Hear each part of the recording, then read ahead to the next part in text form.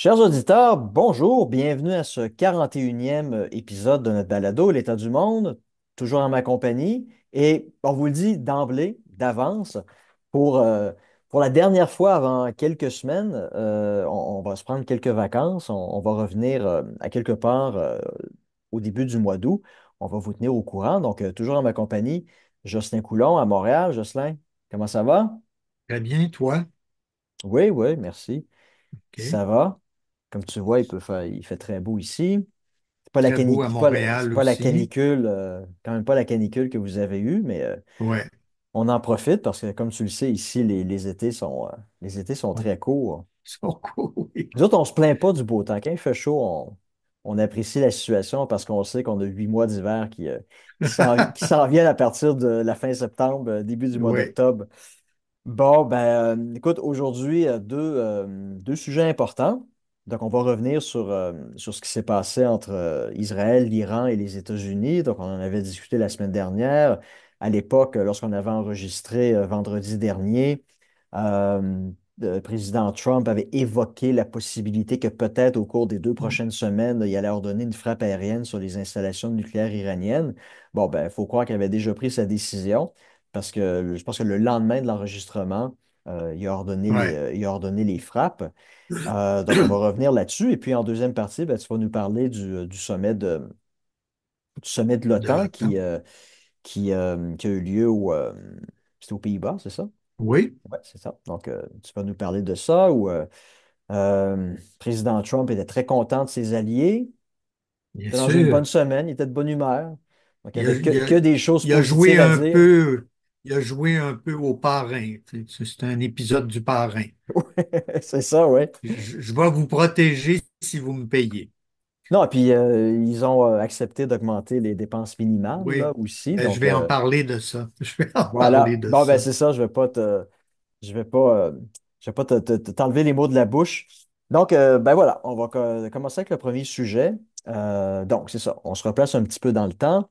Il y a environ 15 jours de ça, Israël a frappé des cibles très, très spécifiques en Iran. Donc, on visait principalement des individus, des ingénieurs qui œuvrent dans le secteur nucléaire, qui œuvraient, on pourrait en parler au passé maintenant, dans le développement de l'énergie nucléaire en Iran, des hauts dirigeants du régime, des généraux de l'armée qui ont été assassinés. Les Israéliens ont aussi frappé des bases aériennes des endroits où, selon leur estimation, l'Iran développait secrètement des armes nucléaires. Et puis donc, lorsqu'on a enregistré vendredi dernier, le président Trump avait laissé sous-entendre qu'il laissait la porte entrouverte à la possibilité que les États-Unis puissent intervenir militairement dans le cadre de ce conflit-là, un peu suite à une demande israélienne, parce que les Israéliens n'avaient pas la certitude d'avoir été en mesure de vraiment frapper pleinement les installations nucléaires iraniennes qui étaient enfouies profondément dans le sol, et puis avec les armes à leur disposition, ils n'avaient pas les capacités militaires de pouvoir détruire ces cibles-là qui étaient enfouies dans le sol, donc ils avaient impérativement besoin d'une intervention directe des États-Unis parce que seuls les Américains ont une bombe qui est en mesure de pénétrer à plusieurs dizaines de mètres dans le sol avant de pouvoir exploser. Et c'est une bombe aussi qui ne peut être déployée, utilisée qu'à partir d'un avion furtif B-2 que Mhm. seuls les Américains ont. Donc, les F-16 israéliens de fabrication américaine n'avaient pas la capacité de pouvoir porter cette bombe-là. Donc, je disais, bon, ben, au cours des 2 prochaines semaines, peut-être qu'il y aura je donnerai l'ordre d'intervenir et puis, je pense que c'est le lendemain ou le surlendemain, les B-2 américains ont frappé deux installations en Iran, donc Fordo puis Natanz. Natanz qui est peut-être historiquement le site le plus connu parce on en a déjà discuté. Il y a environ une quinzaine d'années de ça, c'est un site qui avait été frappé par un virus informatique de fabrication israélienne ou américaine ou combinée et qui avait entraîné le contrôle, la prise de contrôle par une force étrangère des centrifuges qui s'était mis à tourner à une vitesse très, très, très rapide et ça les avait détruits. Donc, à l'époque, on disait que ça avait probablement retardé le développement du programme nucléaire iranien de l'ordre de 2 à 5 ans, à peu près. Donc, Natanz a été frappé par cette bombe pénétrante américaine et le site de Fordo aussi. Bon, de maintenant, toute la question qu'on doit se poser, c'est est-ce que les installations iraniennes ont réellement été détruites? Est-ce que la frappe a été efficace? Mhm. Bon, évidemment, les Américains disent que l'attaque ça a été un succès complet, alors que les Iraniens disent qu'il n'y a absolument rien qui a été détruit. Bon, où est-ce que je trouve la vérité? On le saura probablement jamais. Mais bon, les Américains ont quand même pas lancé une centaine de bombes là, sur ces sites-là. À ma connaissance, c'est un petit peu moins de 20 6. bombes qui ont été 6. Oui, je sais pas 6. pourquoi. Donc, c'est pas énormément de bombes. Est-ce que les Américains ont vraiment frappé au bon endroit? Bref, on ne le sait pas. Mais il y a toujours ce doute-là qui plane à l'heure actuelle, à savoir si les installations nucléaires iraniennes ont réellement été détruites. Mais bref, là, la question c'était comment allaient réagir les Iraniens? Est-ce qu'ils allaient riposter avec des armes supposément hypersoniques ou de destruction massive contre Israël et des bases américaines dans la région? Donc, ils ont décidé de frapper contre des bases américaines dans la région. Donc, il y a 40 000 soldats, 40 000 militaires américains qui se trouvent déployés un peu partout. Donc, il y a des bases en Irak, au Qatar, à Bahreïn, Mhm. au Koweït, en Au Arabie Koweït. Saoudite. Donc, à plusieurs endroits dans la région. Et puis, ils ont lancé à ma connaissance, 17 missiles balistiques contre des bases américaines. Les Américains en ont intercepté 16, puis le dernier, le 17e, ils ne l'ont pas intercepté parce que selon leurs calculs, le missile allait tomber au milieu de nulle part, donc ça ne valait pas la peine de dépenser des centaines de milliers de dollars avec un contre-missile pour abattre quelque chose qui n'allait pas causer de dommages de toute façon. Et puis, ça, ça a comme mis un terme à cette guerre-là. Et puis, le lendemain, le président Trump a dit que de part et d'autre, il y avait un cessez-le-feu tacite qui avait été accepté, que les Iraniens avaient ventilé leur frustration en envoyant des missiles contre les bases américaines. Mais supposément, ça c'est intéressant, Trump a dit que au préalable, les Iraniens ont prévenu les Américains Bien qu'ils allaient sûr. lancer des missiles contre des cibles très spécifiques, vraiment de sorte que les Américains puissent soient en mesure d'intercepter ces missiles-là et qu'il n'y ait pas de soldats américains de tuer. Et Ils puis donc, étaient très copains-copains. oui, oui, c'est ça. Donc pour la propagande, on va être en mesure de dire, ben voilà, on a lancé des missiles contre des bases militaires américaines. Ensuite, je ne sais pas s'ils ont dit les missiles ont atteint leur cible, et puis le grand Satan maintenant est repentant de son intervention. Bon, on ne sait pas ce que la propagande iranienne en a dit, mais Trump a dit pour sa part que les Iraniens avaient ventilé leur frustration, qu'ils avaient fait ce qu'ils devaient faire, donc répliquer et que maintenant, euh, on était quitte, Voilà. que les Iraniens s'étaient entendus pour pas accélérer le conflit. Et les Israéliens, en retour, allaient eux aussi accepter de mettre un terme aux interventions aériennes en Iran. Bon, par contre, le lendemain, vous avez certainement vu sur les réseaux sociaux, Donald Trump était vraiment pas content parce que apparemment les Israéliens auraient quand même continué à lancer des missiles, à frapper des cibles en Iran dans les 24 heures qui ont suivi. Donc, il a utilisé le mot en anglais qui commence par F pour un peu évoquer sa frustration. Mais bon, depuis, tout semble s'être calmé.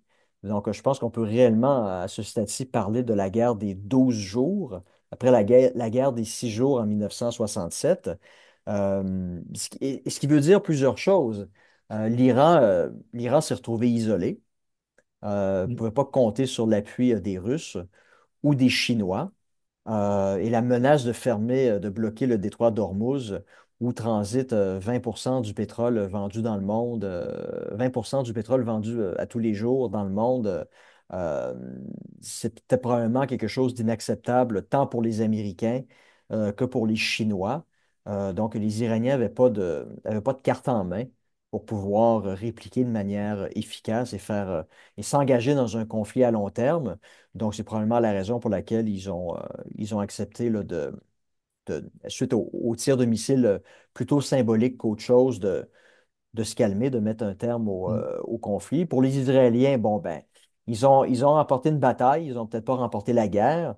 Moi, je pense qu'au cours des derniers jours, Benjamin Netanyahou, le premier ministre israélien, évoquait vraiment explicitement là, la volonté d'opérer un changement de régime en Iran. Donc, c'était peut-être ça, ultimement, là, son but réel. Il ne l'a pas atteint, mais il a grandement affaibli le régime des Mollahs. Puis grâce à l'intervention américaine, encore une fois, ça on ne le sait pas, mais on peut présumer que les frappes américaines ont été efficaces, peut-être pas à 100%, mais qu'elles ont été en mesure là, de détruire une partie des installations nucléaires iraniennes. Donc, dans son esprit à lui, la bataille est gagnée parce que le développement du nucléaire iranien a été repoussé mm. de quelques années. Donc, la menace est moins crédible, elle est moins imminente qu'elle l'était il y a 2 semaines. Donc, d'une certaine façon, tout le monde a réagi en adulte en se disant, bon, ben, tout ça, ça n'en vaut pas la peine. On n'a pas les moyens de part et d'autre de s'engager dans un combat à long terme. Les Iraniens qui avaient plus d'alliés, qui commençaient peut-être à manquer de missiles. Pour les Américains, ben, une escalade du conflit, ça aurait peut-être signifié ultimement l'envoi de troupes au sol en Iran, ce qui aurait été probablement une opération Ouais, désastreuse, comme l'ont été les opérations en Afghanistan puis en Irak. Et puis, il ne faut pas oublier non plus qu'Israël mène un combat maintenant, une guerre sur plusieurs fronts, à Gaza, dans le nord du pays contre le Hezbollah. Ils sont impliqués en Syrie aussi, où ils occupent une partie du territoire, près du plateau du Golan. Ils mènent encore des interventions contre les Houthis au Yémen. Donc, peut-être qu'à un moment donné, tout ça, là, ça commençait à mm, faire beaucoup de parts de gâteau à avaler en même temps.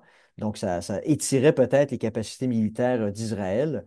Donc, heureusement, tout le monde semble avoir fait preuve là, de rationalité, de pragmatisme euh, dans le cadre de ce conflit-là. On peut présumer, comme ça a été le cas au cours des dernières décennies, que ce n'est que partie remise, mm, que le feu n'est pas complètement éteint. Il reste encore mm. énormément de poudre dans la région, puis à plus ou moins brève échéance, malheureusement, tout ça, ça va recommencer. Et puis, Ouais.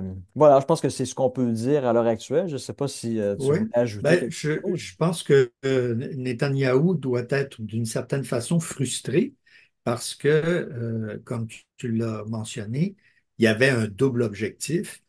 D'abord, s'assurer que tout le programme nucléaire soit démoli et deuxièmement, provoquer un changement de régime. Euh, Avec l'assassinat des dirigeants, des généraux, avec les bombardements massifs, il pensait qu'il y aurait un soulèvement. Je pense que les Occidentaux se font des illusions un peu sur la fragilité ou la solidité du régime iranien. Le régime des Mollahs est en place depuis 1979, puis à ma connaissance, à peu près tous les 10 ans, on dit qu'il va tomber, puis il tombe Oui, pas. Donc, il va falloir arrêter de fantasmer là-dessus et puis s'accommoder du gouvernement qui est en place jusqu'à ce qu'il tombe, jusqu'à ce que les Iraniens eux-mêmes oui, fassent le travail. Mais pour revenir au programme, il est évident que les bombes semblent avoir eu leur effet, mais l'ensemble du programme n'a pas été complètement démoli, surtout d'après des informations qui circulent sur le déplacement de l'uranium enrichi d'une oui, c'est place à ça. une autre. Les Iraniens avaient un peu Euh, prévu le coup, donc ils auraient déplacé voilà, une partie de l'uranium et certaines voilà. pièces Et fondamentales importantes. il pourrait même exister d'autres Ah oui, lieu secret. Oui, laboratoires ou lieux secrets parce que, évidemment, les Iraniens ont pensé à tout ça. Ils se sont dit, à un moment donné, ils vont nous frapper. Ça peut être Israël tout seul, mais ça pourra être aussi avec les États-Unis. Donc là, on est engagé dans le chemin de la négociation. Peut-être dans quelques jours, il y aura un retour du négociateur américain à Oman pour une rencontre avec les Iraniens. On verra ce que ça donne. Mais bon, c'est calmé et puis on verra pour la suite. ouais, c'est ça. Puis c'est drôle, il y a un petit vidéo qui circule en ce moment. des gens ont rappelé la prochaine Coupe du monde de soccer, c'est l'été prochain, où ça va être aux États-Unis, en Amérique du Nord. Oui, Et puis oui. l'Iran est qualifié. Ah, L'équipe nationale iranienne est qualifiée et l'équipe ah israélienne oui, n'est pas encore qualifiée. Ils doivent jouer, ils doivent participer au tir de barrage. Donc, on OK. ne sait pas si l'équipe nationale israélienne va pouvoir participer, mais tu sais, Ah imaginons oui, l'accueil de l'équipe nationale iranienne l'été prochain, puis imaginons la possibilité qu'Israël puisse affronter l'Iran dans le ouais. cadre de ce tournoi-là. Tu sais, euh, Oui, oui, tout est ça possible. s'est produit dans le passé. Écoute, je pense que c'était la Coupe du monde en Allemagne de l'Ouest. Écoute, je pense que c'était en 74. OK. Se sont affrontés l'Allemagne de l'Ouest et l'Allemagne de l'Est. Ah oui, OK. Donc, Bon, tu sais, c'était pas un simple match de soccer, c'était un match pour ouais, quelle idéologie finalement allait ouais, remporter cette bataille de 90 minutes. Puis c'est l'Allemagne de l'Est qui avait remporté la victoire 1-0. OK. Ça Euh, ressemble un peu à la partie de hockey du siècle entre les Canadiens et les Soviétiques. Exactement, Deux idéologies qui s'affrontent sur la glace. c'est ça. Mais c'est intéressant parce que le sport, c'est souvent une façon, de manière non violente, pour deux pays en guerre ou en tension de pouvoir s'affronter puis d'être en mesure de tirer une certaine fierté de la victoire de son équipe nationale. Puis le plus drôle, je ne sais pas si c'est drôle, mais le joueur est-allemand qui a marqué le but en 74, ben, c'est devenu un héros national en Allemagne de l'Est. Et puis, mais tu sais, il n'y a pas eu une voiture ou un appartement en récompense pour son but, mais les gens pensaient que ça avait été le cas. Donc, ça avait généré une jalousie à son égard. Puis le type était tellement écœuré de toujours se faire accuser d'avoir tiré matériellement profit de son but, que le type, avant l'effondrement du mur de Berlin, il avait fait défection, il avait fait Ah défection oui, à l'Ouest. OK, Fait que, à partir de ce moment-là, ils ont arrêté de le présenter comme un OK. héros est-allemand. Mais c'est ça, mais moi, un peu tu sais, si on laisse un peu de côté les événements des 2 dernières semaines, puis on fait un petit peu de science politique pour 5 minutes. euh, L'intervention américaine, auparavant l'intervention israélienne contre l'Iran, ça montre quelque chose qui est un peu inquiétant, c'est que les normes du monde des relations internationales mises en place en 1945 sont plus respectées. Hmm. Est-ce qu'on peut dire Ouais, qu'elles ont disparu? En tout cas, elles existent toujours, mais elles sont pas respectées, elles ne sont pas mises en application. Donc, on peut discuter, est-ce que la frappe israélienne contre l'Iran, c'était réellement une attaque préemptive? Moi, je pense que dans le contexte, comme je l'ai expliqué il y a 2 semaines de ça, dans le contexte d'un État qui développe l'arme atomique de façon secrète et qui collabore avec des groupes terroristes, je pense que ça rend la menace crédible et ça justifie une attaque préemptive. Mais le fait est que ce critère-là, la crédibilité de la menace, c'est pas un critère qui est reconnu en droit international pour qu'il y ait hmm, qu'une attaque préemptive soit réellement considérée comme une attaque préemptive. Il faut que la menace soit imminente. Donc, ouais. on doit voir physiquement une Voilà, mobilisation des troupes à la voilà. frontière et que tu sais, l'invasion, ça fait aucun doute et ça va arriver dans les prochaines 48 heures ou et pas dans 6 mois. Donc, vraiment imminent. C'est ça le critère reconnu. Maintenant, c'était clairement pas le cas avec l'Iran. Pour ma part, la menace était peut-être pas imminente, mais elle était crédible. Donc, je pense que ça justifiait l'intervention, l'attaque israélienne. Mais c'est le fait que les Américains ont décidé d'envoyer des B-2, de frapper un pays contre lequel ils ne sont pas officiellement en guerre et que Ouais. tu sais, ça est passé comme une lettre à la poste. Hmm, Et puis, donc pour moi, c'est ça, ça marque vraiment là, l'effondrement véritable, éclatant du monde des relations internationales de 1945, la Charte des Nations Unies qui normalement spécifie que le recours à la violence, à la force, c'est banni. Ça doit ouais, être interdit, c'est considéré comme un crime qui doit être ouais, puni et que la seule circonstance où un pays peut recourir à la violence, c'est pour se défendre après avoir voilà. subi une attaque ou qu'elle est menacée d'une menace qui est imminente ou lorsque le Conseil de sécurité des Nations unies valide le Voilà. recours à la violence. Deux instances où on peut exercer légalement la violence Également, comme donc, ça. le monde de 45, le recours à la violence, c'est très, très, très limité. C'est balisé par des critères relativement objectifs et précis, alors que maintenant, on se rend compte que anything goes, hein. Si un pays décide Mais qu'un le est, pays, un est le, une le, menace, le, le péché original, c'est 2003. C'est ouais, l'invasion illégale de l'Irak. voilà, Alors, à partir du moment où les Américains se donnent le droit de violer les normes internationales, ben, il envoie le message à tous les Poutines du monde qui peuvent le faire. Évidemment, il peut y avoir des conséquences pour eux. Il n'y en a pas eu pour les Américains parce qu'ils sont au-dessus de tout. C'est la superpuissance. Mais pour les autres, ils peuvent se donner le droit de le faire en ayant bien sûr en tête qu'il y aura des conséquences. C'est le ben c'est cas pour la ça. Russie en C'est, Ukraine. ouais, mais ça, non, mais si un petit pays se donnait Ah le oui, droit d'envahir un autre pays, ben là, le dirigeant serait traduit au tribunal pénal international pour crime contre la paix, là. Mais donc, il y a un ouais. Quoi qu'il y a des passe-droit. cas comme ça. Il y a des cas comme ça, comme tu sais, Ouais, les Vietnamiens qui rentrent au Cambodge pour chasser les Khmers rouges, ou bien les Tanzaniens qui rentrent en Ouganda pour chasser Idi Amin Dada. ouais, Toutes des, toutes des choses qui étaient illégales, évidemment. c'est Et ça, c'est ça. personne n'a pensé à les sanctionner. C'est ça, mais jusqu'en 2003, c'était pas une grande puissance qui Non. s'était permis de briser le Mais droit quoi que international. l'invasion de la Grenade, c'est une violation Aussi. d'une certaine façon, mais le gouverneur général de la Grenade est allé sur un navire américain pour signer une lettre autorisant les Américains à envahir son pays. Mais C'est comme le Mali. la reine d'Angleterre n'était pas très, très heureuse de tout ça. Non, c'est ça. Ben, c'est comme le Mali, hein, qui ont demandé l'intervention de la France. Donc, c'est pas une violation du droit international lorsqu'un pays demande à un autre pays son aide pour faire face à une menace Ouais. domestique. Mais c'est ça, vraiment, en 2003, ça a été le péché originel. Par contre, on voyait quand même en 2003 que les Américains étaient conscients qu'ils étaient sur le point de faire quelque chose qui n'était pas permis, qui n'était pas légal. Donc, ils avaient des scrupules.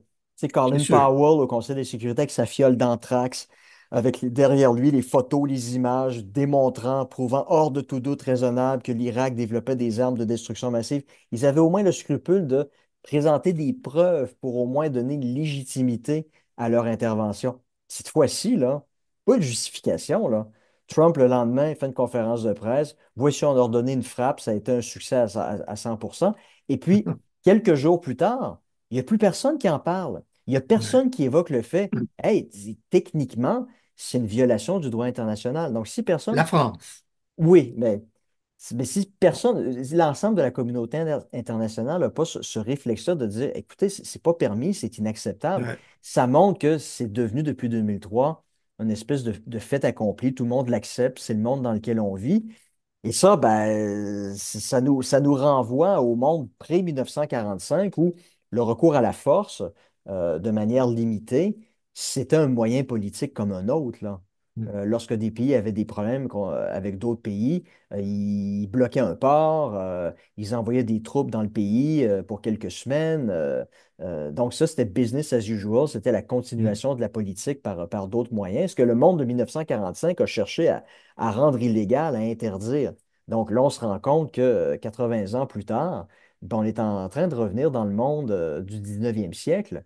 Mais au moins au 19e siècle, c'est le concert des nations. Il y avait un équilibre des puissances où il y avait des ententes tacites lorsque la France intervenait en Espagne, lorsque l'Autriche intervenait en Italie. Donc, il y avait comme des règles non écrites, implicites entre ces puissances-là qui faisaient en sorte que bon, ben, on le tolère, on sait que c'est pas le prélude à une invasion, à une guerre à l'échelle continentale. Le problème maintenant, c'est que il y a pas ce concert-là des grandes puissances qui s'entendent vraiment pas, là. Et les Mhm. États-Unis, la Russie, la Chine, c'est pas des alliés comme pouvaient l'être l'Autriche, la Prusse, l'Angleterre au 19e, même la France après Ouais. le rétablissement de la monarchie, où ils s'entendaient autour de normes qui n'étaient pas écrites, mais qui étaient tacites entre ces puissances-là. Ce n'est pas le cas à l'heure actuelle. Donc, les États-Unis opèrent tout seuls, les Russes peuvent opérer de manière unilatérale, les Chinois peuvent en faire autant, puis au final, l'équilibre des puissances, ça va se trouver dans la volonté de ne pas déclencher un conflit qui pourrait entraîner, mettre le feu aux poudres. Un peu, je Mhm. pense que c'est ce qui explique en grande partie la raison pour laquelle la Russie et la Chine ne sont pas intervenus pour défendre leurs supposés alliés iraniens Ouais, en se ouais. disant, bon, ben, à l'heure actuelle, ce Les- n'est qu'une opération limitée. Et puis, bon, on va l'accepter comme tel. Puis, en retour, on va s'attendre à ce que les Américains manifestent la même attitude lorsqu'on va décider, nous aussi, d'en faire autant. Mais ouais. c'est pour des petites puissances, des petits pays, de vivre dans un monde qui est anarchique, où il n'y a plus vraiment de normes, de règles qui sont respectées.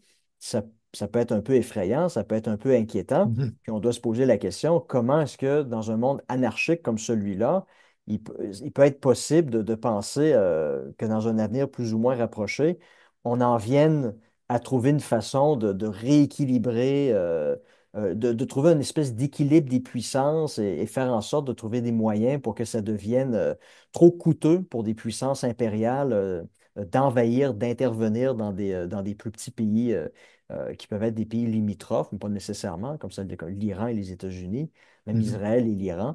Donc, ça va être intéressant à surveiller, intéressant pour un politologue.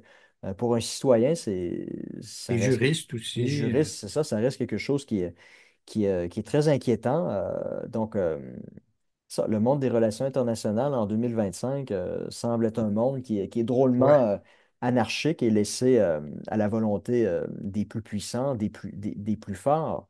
Euh, Puis tu vas en parler dans le cadre de l'OTAN où Oui, alors, les pays ont promis d'augmenter les dépenses militaires, mais on peut aussi se poser la question, est-ce que c'est pas un peu l'augmentation des dépenses militaires dans un contexte comme celui-là, est-ce que c'est pas un peu la réponse facile pour régler un problème ben, qui ne se réglera pas nécessairement par une augmentation des grands budgets militaires? Est-ce que la solution euh, à un rééquilibrage des puissances entre les petites puissances et les puissances impériales se trouve pas un peu dans le développement par les petites puissances, justement, de technologies peu coûteuses pour elles, mais qui entraînent un grand coût mhm. pour les grandes puissances impériales. Je pense que dans le conflit ukrainien va faire école, puis on devrait analyser le conflit ukrainien dans cette perspective-là.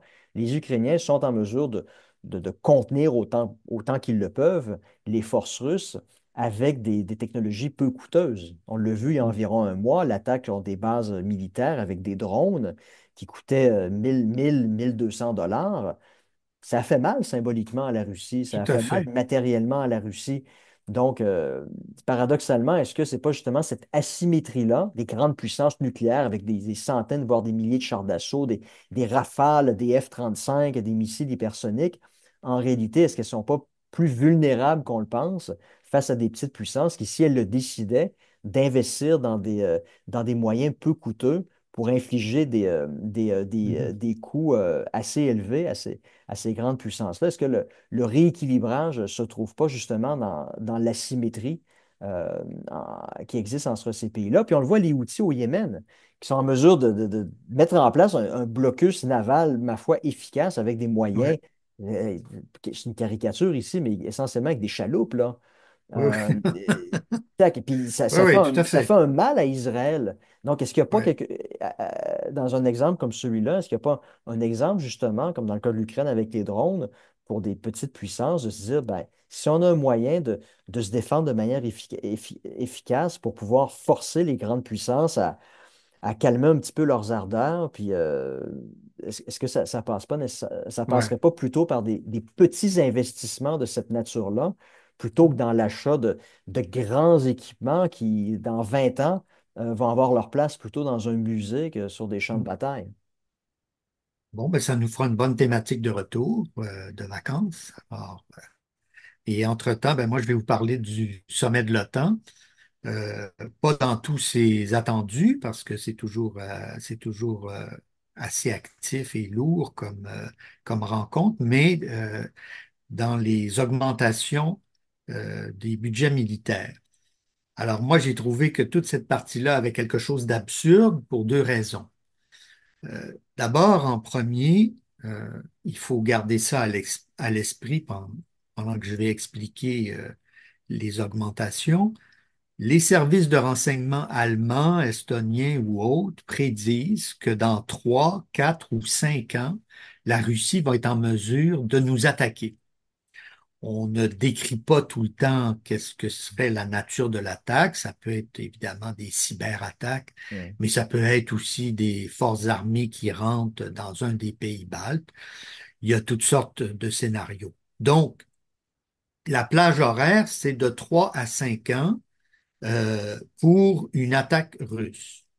Ensuite, on arrive à Amsterdam, à La Haye, pardon, pour le sommet de l'OTAN qui va discuter des augmentations de budget militaire pouvant atteindre 5% du PIB de chaque pays d'ici 2035.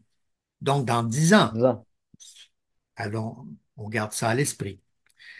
Ce 5%, évidemment, représente quand même presque un doublement, sinon plus, des budgets militaires pour plusieurs pays, parce qu'en ce moment, certains commencent à atteindre le 2% qui avait été demandé en 2014. Bien des pays ont traîné la patte, mais presque tous sont arrivés à ce 2%. Ce qui est intéressant avec le 5%, c'est sa ventilation. Il y aura 3,5% consacrés à l'achat véritable d'armement, donc il n'y a pas de passe-droit à essayer d'inclure dans ce 3,5% d'autres choses. Il s'agit d'acheter des armes. Et le 1,5% restant est consacré aux infrastructures, à la cybersécurité. On parle même du côté du Canada de calculer l'exploitation des minéraux rares comme pouvant constituer une contribution qui ferait en sorte que le Canada atteindrait le 5% d'ici 2035. Tous les moyens comptables sont bons, hein. Les comptables sont bons pour trouver des. Ah, creative accounting, comme a dit un ministre des Affaires étrangères, qui n'a pas été cité, bien sûr. Alors, qu'est-ce que ça représente, ça, 3,5% ou 5%? Ben, par exemple, dans le cas de la Belgique, ça veut dire de passer de 7 milliards d'euros de budget militaire par année à 30 milliards dans quelques années. Pour le Canada, on passerait de 41 milliards actuellement à 150 milliards d'ici 2035. À mon avis, il n'y a aucun gouvernement qui va pouvoir s'engager dans une pareille dépense, ayant à l'esprit que ça constitue presque 20, sinon 25% du budget national. On n'a jamais atteint ça, sauf peut-être Pendant pendant la Deuxième Guerre ou à- la Première Guerre la mondiale. Deuxième Guerre ou pendant la guerre de Corée.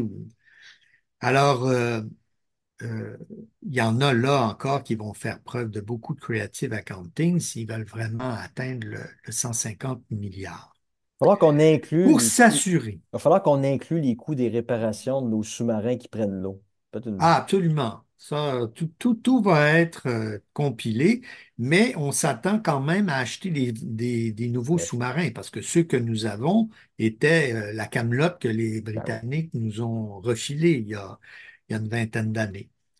Alors, il y aura un système de surveillance de ces promesses-là qui est installé.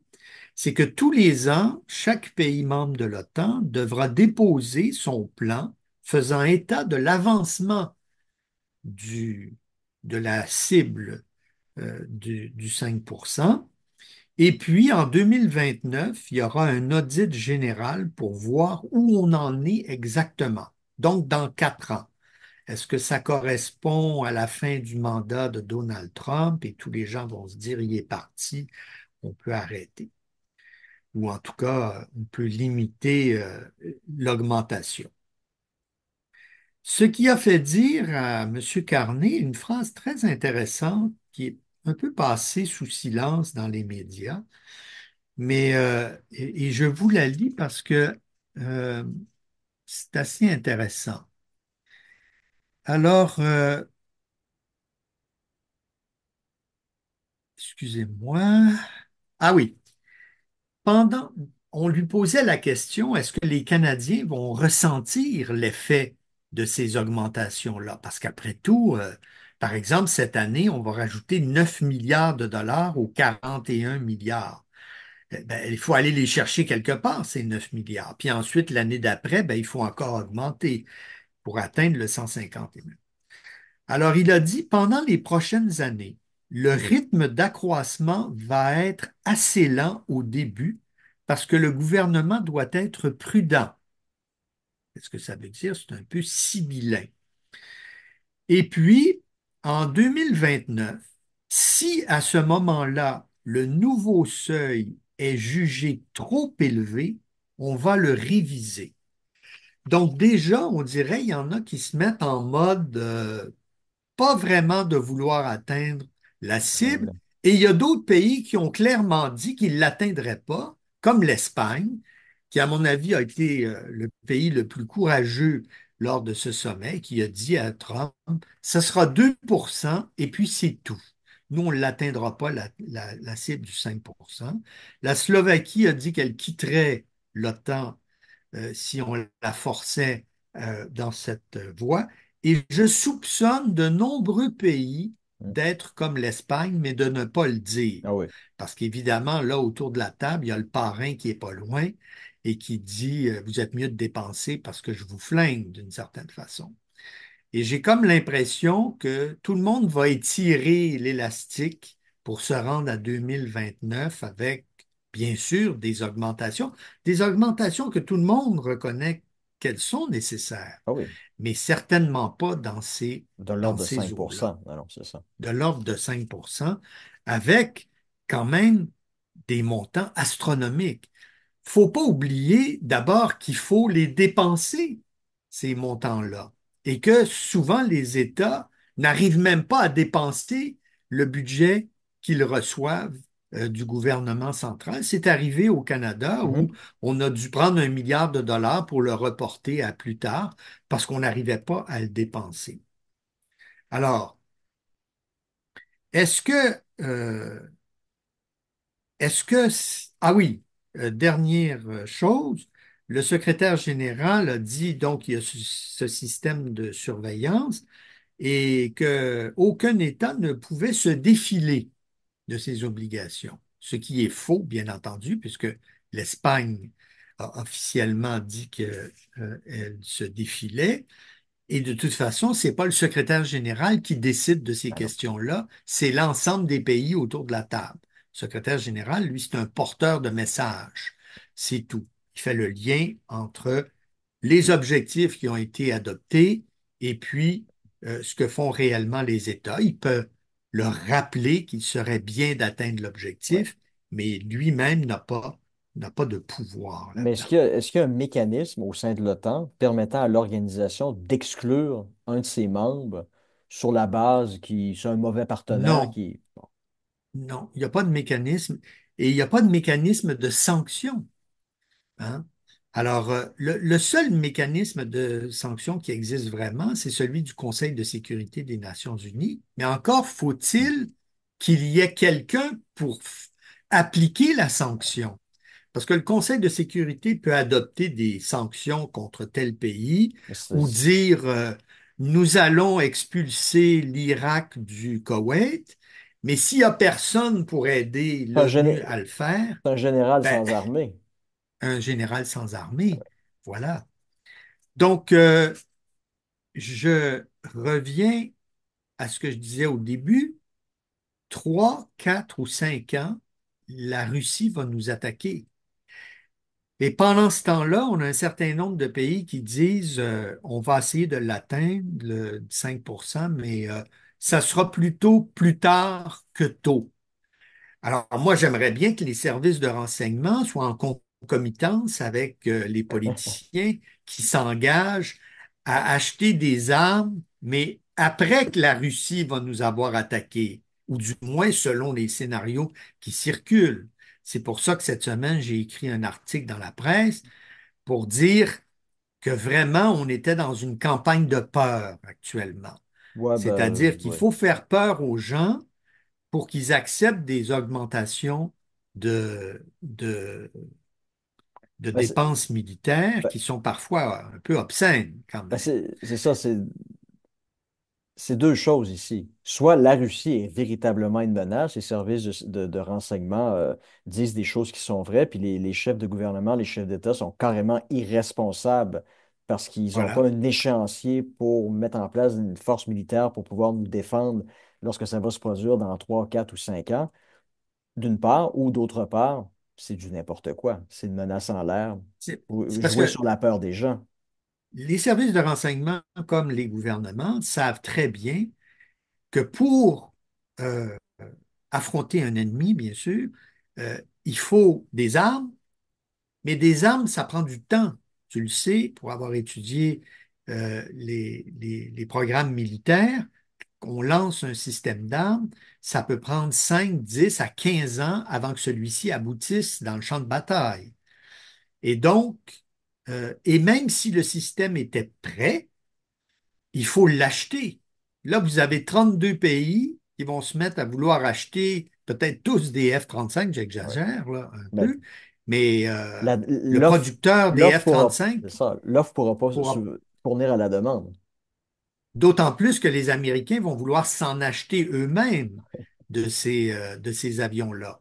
Donc, il y aura une longue liste de pays qui devront attendre la livraison de ces armes-là. Alors, euh, je me demande vraiment si la Russie représente une si grande menace que ça, parce que ça me fait penser un peu à l'époque, et je suis assez vieux pour avoir vécu ça, à l'époque de la menace soviétique des années 70 et 80, où les Soviétiques mesuraient 10 pieds, puis nous, on mesurait 5 pieds, et puis ils allaient nous écraser très rapidement. On s'est aperçu, évidemment, en 90, 91, au moment de l'effondrement, qu'il y avait pas mal de rouille dans l'appareil militaire Moins qu'on puisse dire. soviétique, et puis peut-être pas beaucoup d'engouement à vouloir envahir des pays qu'on admirait et qu'en fait on voulait rejoindre. Alors, je ne diminue pas la menace russe, mais voilà un pays qui est un peu embourbé en Ukraine depuis 3 ans. Oui. Et je ne vois pas comment, d'ici 3 ou 5 ans, il pourrait se régénérer pour nous attaquer. Non. Non, puis j'ai déjà expliqué, un système comme la Russie, le contrat social en Russie, la stabilité du régime repose sur la capacité du régime à offrir des bénéfices matériels à ses Voilà. citoyens, leur garantir aussi la sécurité et de les laisser en paix dans leur sphère privée. Donc, on s'entend que si la Russie décidait d'envahir un pays membre de l'OTAN, là, la Russie entrerait dans une grande guerre ouverte contre une trentaine de pays. Et là, ça mobiliserait toutes les forces de l'économie soviétique, l'économie russe, la population russe. Et là, des individus, contre leur gré, pourraient être appelés à aller mourir sur le champ de bataille pour un pays qui leur offre aucune liberté politique. Et ça, ça passerait pas. C'est là où Mhm. on pourrait voir un soulèvement populaire d'une population qui, tu sais, le soutien au régime de Poutine, là, c'est pas parce que les gens aiment particulièrement Poutine, là, qu'ils le Non, considèrent comme un leader charismatique. Ils apprécient le régime pour différentes raisons. Puis on peut voir les statistiques au cours des 15 dernières années.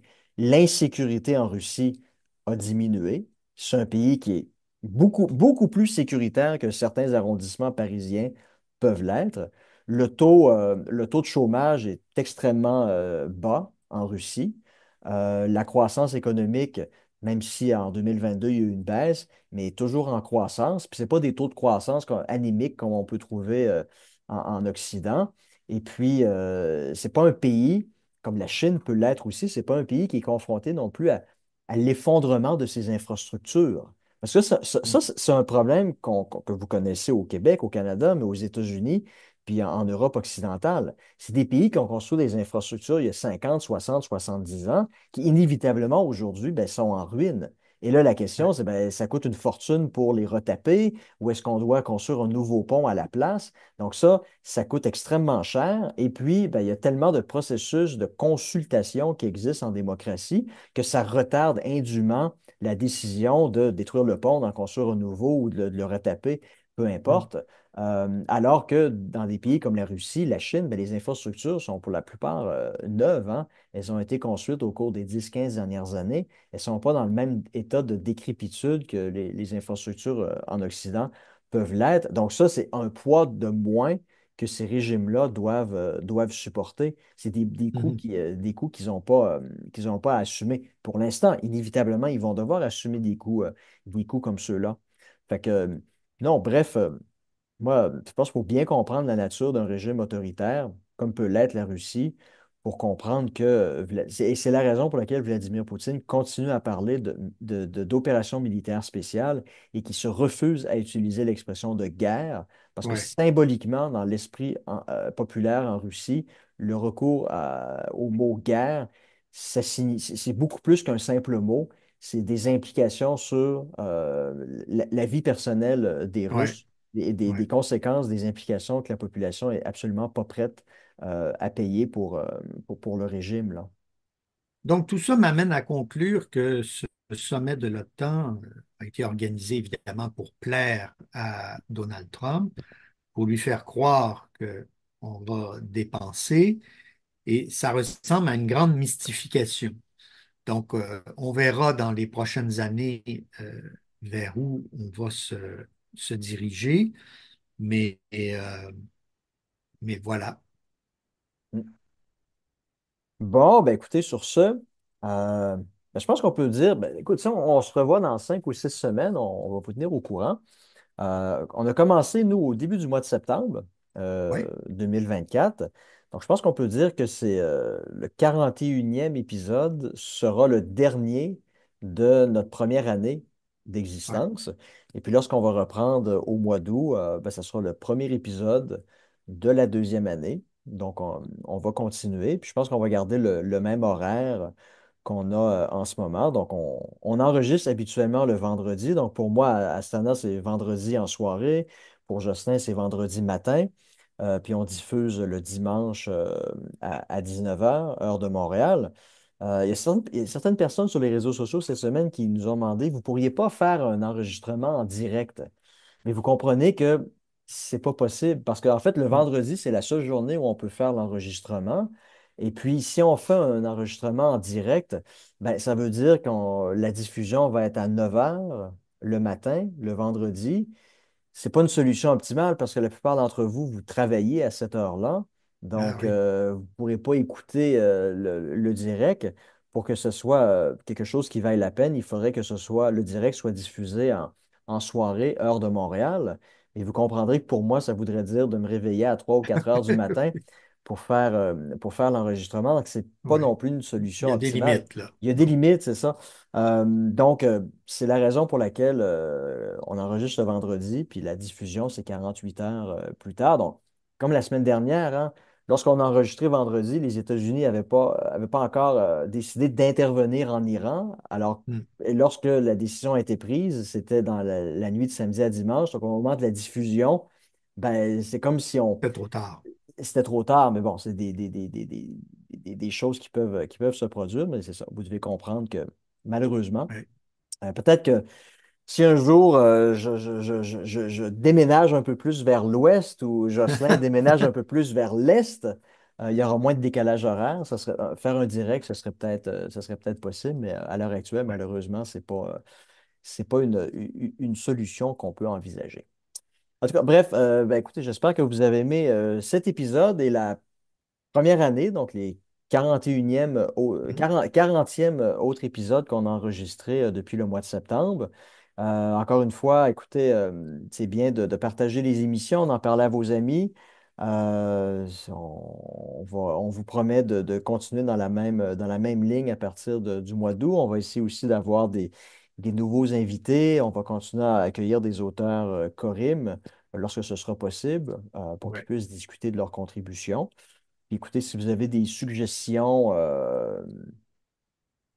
qui nous permettrait d'améliorer Et le contenu. Sentez-vous libre de nous les partager et puis et nous, de notre côté, on va les considérer comme elles doivent être considérées. Et puis, ben voilà, écoutez, sur ça, on vous souhaite bonnes vacances. de très bonnes vacances. Et puis, ça nous fera plaisir de vous revoir au début du mois d'août. Donc, on va vous tenir au courant du moment de la date précise de notre retour. Alors, au revoir, à la prochaine.